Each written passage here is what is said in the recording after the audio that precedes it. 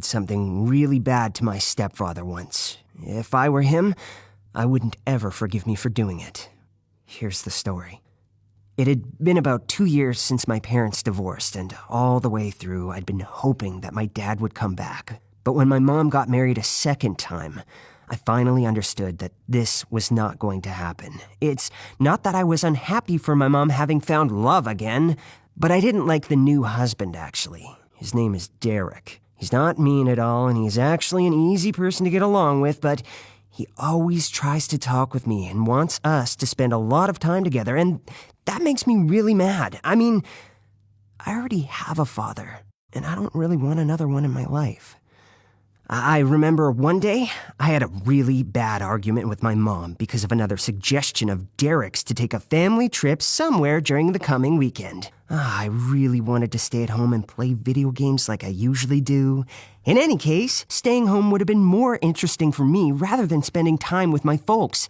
But when I kinda gently refused to join them, he started reasoning with me, saying how wonderful it was going to be and so on.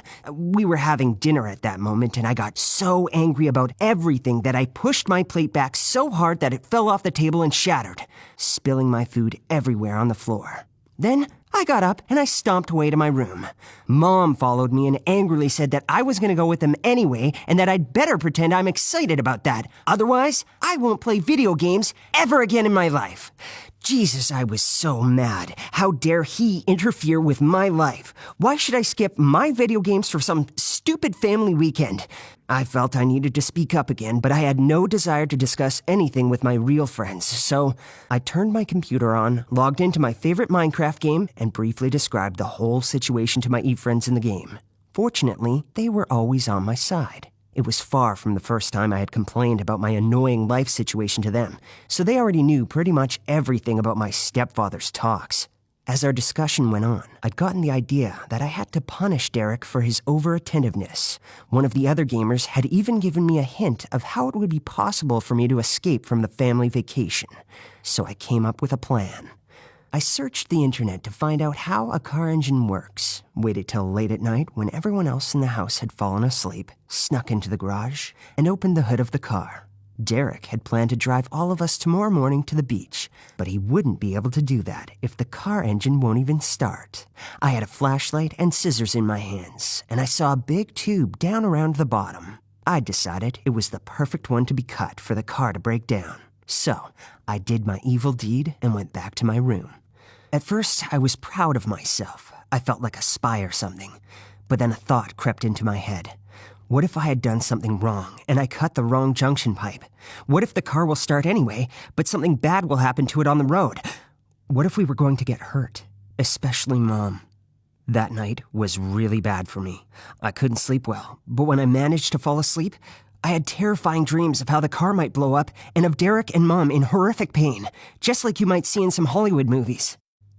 I knew I had to confess the next morning. I found my parents downstairs having breakfast, and I decided to tell them what I had done last night. It was meaningless, I guess, to describe how ashamed I was. I was standing there, keeping my head as low as possible in order to avoid my mom's glare. I was even sorry about Derek's car, since now he was probably going to have to take it to the service station to have them somehow fix it, and it might cost a pretty penny. It was the longest minute of silence in my life so far, but his reaction actually did surprise me a lot. The only thing he said after a pause was, "Why don't we go in the garage and check to see what's wrong with the car?" When we were leaving the kitchen, Mom still hadn't said a word, but I felt her tension, even with my back turned. Then I showed Derek what exact junction pipe I had cut. I thought now, when Mom couldn't see or hear us anymore, he'd say how stupid and immature what I'd done was. But he didn't. He didn't try to chastise me or anything. He gave me a flashlight instead. Then, he asked me to find a certain tool in the toolbox and so on. After half an hour, he actually managed to reach the pipe I had cut. He suddenly saw another defect among one of the wires. He said that I had only cut the pipe leading to the air conditioner and that it wasn't that bad for the engine. But the one he'd found was pretty serious and might have caused lots of problems if we hadn't noticed it. Then, he surprised me for a second time that morning, saying thank you to me for being courageous enough to be honest and tell them everything. Since then, something has changed in my life. I no longer had bitter feelings about my stepfather at all. Now, we sometimes play table games together, and he also taught me to play chess. Sometimes I even win.